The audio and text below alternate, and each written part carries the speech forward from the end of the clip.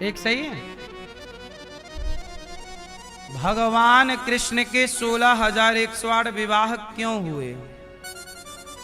क्योंकि भगवान पिछले जन्म में, अच्छा भगवान कृष्ण पिछले युग में क्या थे? कृष्ण ही पिछले युग में राम, और राम से पहले वह नरसिंह, और नरसिंह भगवान से पहले वह नर नारायण थे, और नर नारायण से पहले नारायण है। नर नारायण बद्रीनाथ में तपस्या कर रहे थे। भगवान के 16,108 विवाह क्यों हुए, इसकी कथा सुनाता हूं, ध्यान से सुनना। विवाह क्यों भये इतने सारे, इसकी कथा सुनो। भगवान की कथाएं कई कई जन्मों की जुड़ी रहती हैं। अब आप लोग पूरा जन्म जन्म का हिसाब है नहीं, सत्संग है नहीं, तो डाउट हो जाता है। एक बार ध्यान से सुनो। नर नारायण बद्रीनाथ में कौन है? बद्रीनाथ में किसकी पूजा होती है? बद्रीनाथ में नर नारायण भगवान की पूजा होती है। वही नर नारायण सतयुग में जो नर नारायण थे, वही नर नारायण द्वापर में कृष्ण और अर्जुन बनकर के प्रकट हुए।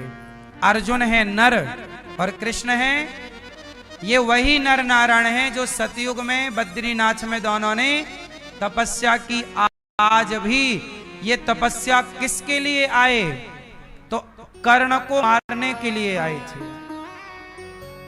कर्ण पिछले जन्म में एक राक्षस था। इसके 1000 कवच कुंडल थे। कितने कुंडल थे? 1000 कवच कुंडल। ये मर किसी से नहीं रहा था कर्ण। तब कहा गया कि जो कवच कुंडल तोड़ता रहेगा, जब इसके सारे कवच कुंडल टूट जाएंगे, तब भगवान ने इसके कवच कुंडल तोड़ने के लिए नर नारायण का अवतार लिया। और जब नर जाके लड़ें तो नारायण तपस्या करें, और जब नर थक जाएं, ये तो एक कथा हो गई नर नारायण की, ये तो आपने सुनी भी होगी। पर एक दूसरी भी कथा है, और वह दूसरी कथा है कि नर नारायण जब तपस्या कर रहे थे बद्रीनाथ में, तो देवराज इंद्र ने, बोलो हाँ कि ना, लड़कों के पास एक आई लव यू आ जाए मोबाइल पे, उन्हें नींद नहीं आती, ऐसा लगता है खजाना मिल गया। ये सब आपके छोरों की बातें हम कर रहे हैं। जो तुम्हें लगता है छोरा सो गया, नहीं, रजाई ओढ़ के अंदर आई लव यू खेल रहा है। आज के छोरा चतुर हैं, तुम्हें बता के थोड़ी सब करते हैं।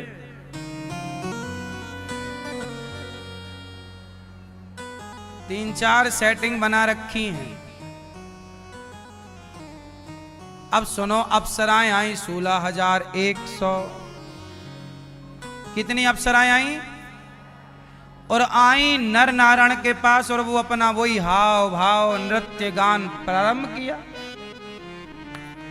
अब छम छम छम छम पायल बजी, तो भगवान नारायण थोड़ा आंख खोलकर देखे, और जब देखे तो समझ गए, अच्छा इंद्र घबरा गए।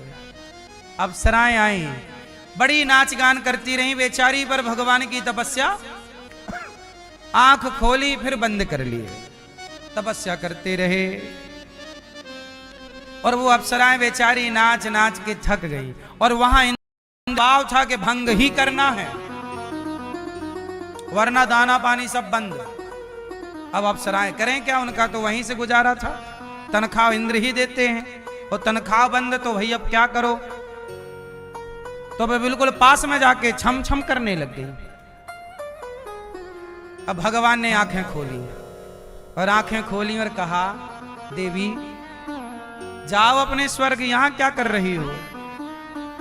तभी भगवान ने अपनी जंघा पे कहा, ऐसे पटका, ऐसे भगवान ने अपने जंघा पे क्या किया, हाथ ऐसे किया तो भगवान की जंघा से एक सुंदर सी अप्सरा प्रकट हो गई, उर्वशी प्रकट हो गई। और जब वह अप्सरा प्रकट हुई तो वह इतनी सुंदर अप्सरा थी कि 16,100 जो अप्सराएं भगवान की तपस्या भंग करने आई थी वो शर्मा गई कि इनके आगे तो हम कुछ भी नहीं है। यदि भगवान किसी से मिल रहे हैं तो उससे मिलने की प्लानिंग भी कई युग पहले हो जाती है। कितने? शबरी से राम मिलेंगे, ये प्लानिंग राम अवतार नहीं लिए थे तब ये प्लानिंग हो गई थी कि जब मैं राम बनकर जाऊंगा तो मुझे सबरी के घर भी जाना है। ये तब की प्लानिंग है। रावण को मारना है, ये राम के अवतार होने से पहले की प्लानिंग है। बोलो हाँ। तो भगवान की कोई आज की योजना थोड़ी है। इसलिए जो खेल देख रहे हो वो सब प्लानिंग है। सुख दुख हानि लाभ जीवन मरण ये सब ईश्वर का खेल है।